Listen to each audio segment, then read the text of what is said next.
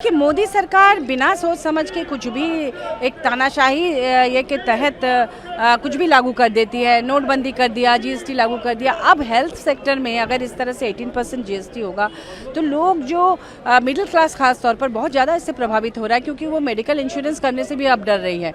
लेकिन वो लोग सबसे पहले मेडिकल इंश्योरेंस ही करते थे पहले, लेकिन 80% देख के उनको लग रहा है कि किसी और तरफ हम लोग अपने पैसे को सुरक्षित रखें।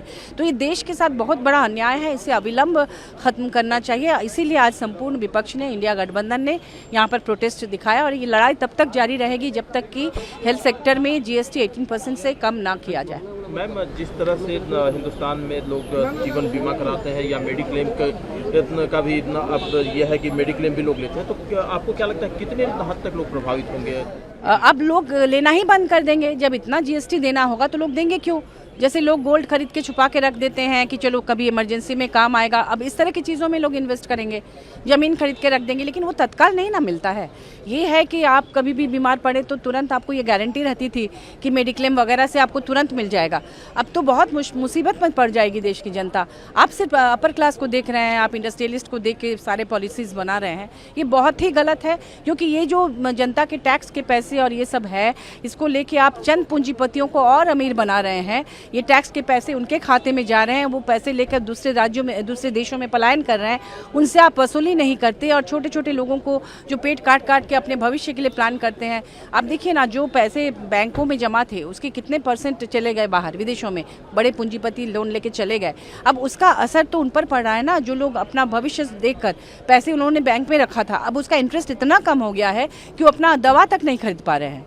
तो ये सोचना चाहिए, ये सरकार ज़्यादा दिन चलेगी नहीं, क्योंकि जनता त्रस्त आ चुकी है। एक मैम और मुद्दा है, बांग्लादेश में जिस तरह के हालात पैदा हुए हैं, शेख हसीना जी को देश छोड़ना पड़ा।